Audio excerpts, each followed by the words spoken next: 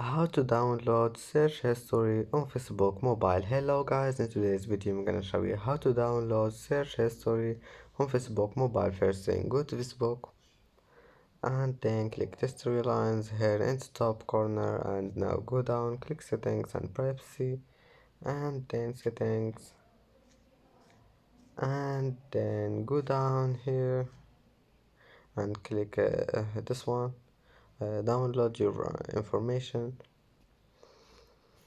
and then click this one, this looks all, and go down until you find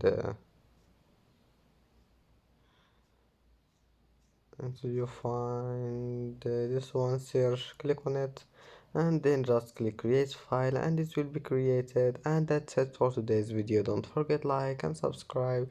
See you in the next video.